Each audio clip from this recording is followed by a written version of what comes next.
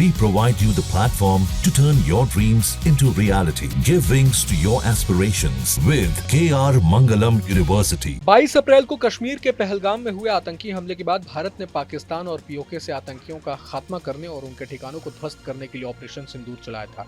इससे बौखलाए पाकिस्तान ने भारत पर हमला बोल दिया था। 4 दिनों के सैन्य संघर्ष में पाकिस्तान की तरफ से करीब लगभग 500 ड्रोन और मिसाइल दागे गए थे, जिसे भारतीय सशस्त्र बलों ने मार गिराया था। पाकिस्तान ने ये ड्रोन और मिसाइल भारत के 30 शहरों में आम नागरिकों और सैन्य बेस को निशाना बनाकर दागे थे, लेकिन सभी हमलों को नाकाम कर दिया गया। इन हमलों में भारत में कोई जानमाल का नुकसान नहीं हुआ। पिछले दिनों जब सेना के तीनों सैन्य संचालन महानिदेशकों यानी डीजीएमओज ने प्रेस कॉन्फ्रेंस की थी और दुश्मन देश द्वारा हमले में इस्तेमाल किए गए ड्रोन्स और मिसाइलों के मलबों की तस्वीरों का सार्वजनिक तौर पर प्रदर्शन किया गया था, तब बताया गया था कि पाकिस्तान ने तुर्की के ड्रोन समेत चीन के PL-15E मिसाइलों का भी इस्तेमाल किया था भारत के खिलाफ, जिसे हमारी एयर डिफेंस सिस्टम ने नाकाम कर दिया था। PL-15 चीन निर्मित हवा से हवा में मार करने वाली मिसाइल है, जिसे सीमावर्ती इलाकों में मार गिराया गया था। इस मिसाइल के टुकड़े पंजाब के खेतों में मिले थे। पंजाब के होशियारपुर में एक जगह तो ये मिसाइल बिना एक्टिव हुए ही खेतों में गिरा मिला, जिसकी सुरक्षा बलों ने जांच की तो पाया कि ये चीन की उन्नत मिसाइल PL-15 है।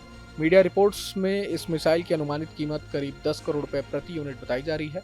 इसे हवा से हवा में मार करने वाली लंबी दूरी की एडवांस मिसाइलों में गिना जाता है। अब नए घटनाक्रम में जापान, फ्रांस और फाइव आइज के कई देशों की खुफिया एजेंसियों ने भारत से इस मिसाइल के मलबे की मांग की है। विशेषज्ञों के मुताबिक चीन निर्मित मिसाइल की बरामदगी एक बड़ी उपलब्धि है, क्योंकि ये अपनी मारक क्षमताओं और रेंज के बारे में बहुमूल्य जानकारी देने में सक्षम होगी, जिसका उपयोग उसकी काट तैयार करने और उससे निपटने की रणनीति तैयार करने समेत चीनी मिसाइल निर्माण की तकनीक हासिल करने में किया जा सकता है।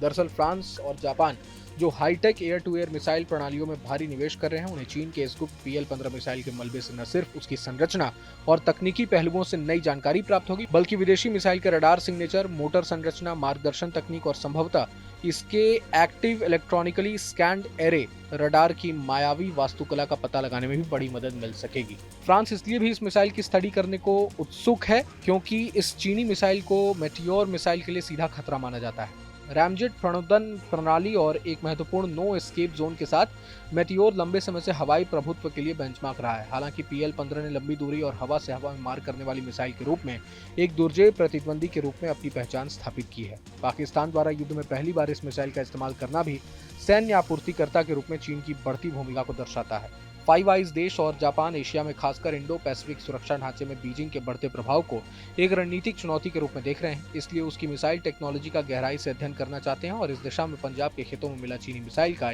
मलबा एक अहम कड़ी साबित हो सकता है। बहरहाल पूरे मसले को लेकर आप क्या कुछ सोचते हैं हमें कमेंट बॉक्स में जरूर बताएं। अगर आपको ये वीडियो पसंद आया तो लाइक करें और चैनल को सब्सक्राइब करें। वहीं तमाम बड़ी खबरों के लिए देखते रहें न्यूज नेशन। न्यूज नेशन अब व्हाट्सएप पर खबरों की ताजा अपडेट के लिए न्यूज नेशन के इस QR कोड को स्कैन करें।